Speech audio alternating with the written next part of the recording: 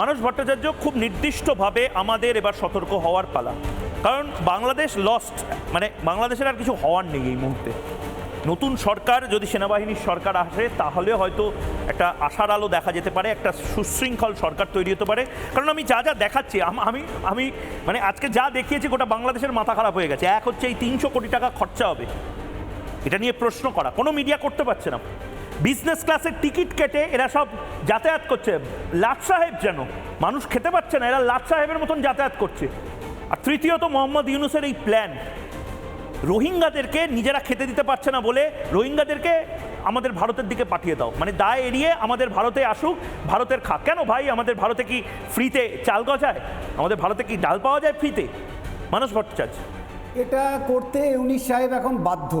তার কারণ কিছুদিন আগে আইএসআইয়ের সঙ্গে ইউনূস সাহেবের যে মিটিং হয়েছিল, গোপন মিটিং হয়েছিল, কিন্তু সেটা প্রকাশ্যে এসেছিল।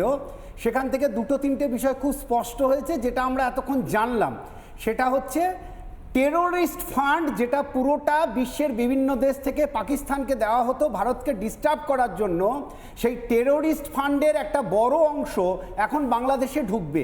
কিন্তু শর্ত দুটো: এক, রোহিঙ্গা পাঠিয়ে ভারতকে ডিস্টার্ব করতে হবে; দুই, বাংলাদেশের সংখ্যালঘুদের উপর অত্যাচার বাড়াতে হবে।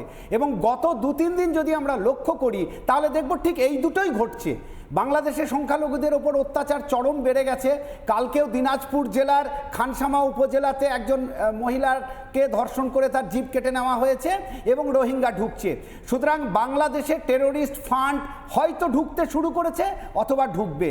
কিন্তু খুব স্পষ্টভাবে বলতে চাই, বাংলাদেশের এই যে জঙ্গি যারা, তারা বোধহয় ভুলে গেছে যে ভারত হচ্ছে এখন সেই দেশ যারা রাশিয়া ইউক্রেনকে এক ঘাটে স্নান করায়।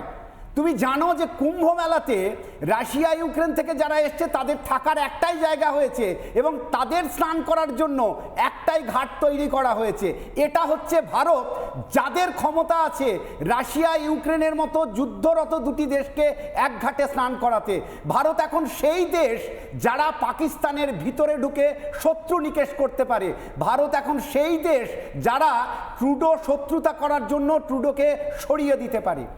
বাংলাদেশের সঙ্গে আমরা অবশ্যই সম্প্রীতি চাই, কিন্তু এখনই একজন বলছিলেন যে বাংলাদেশ নিয়ে মাথা ব্যথা কেন। পাশের বাড়িতে আগুন লাগলে আগুন নেভানোটা যেমন প্রতিবেশীর কাজ, সেই রকম প্রতিবেশী দেশে যদি জঙ্গিবাদ বাড়ে, মৌলবাদ বাড়ে, তাহলে তার মাথা ভেঙে দেওয়াটাও ভারতের কাজ। কারণ আমরা ভালো প্রতিবেশী চাই, আমরা মৌলবাদী জঙ্গিবাদী কোনো প্রতিবেশী চাই না। নানা ধরনের কন্টেন্ট দেখার জন্য লাইক করুন, শেয়ার করুন আমাদের ফেসবুক পেজ, সাবস্ক্রাইব করুন আমাদের ইউটিউব চ্যানেল। পাশাপাশি অন্যান্য ব্রেকিং নিউজের জন্য অবশ্যই চোখ রাখুন রিপাবলিক বাংলায়।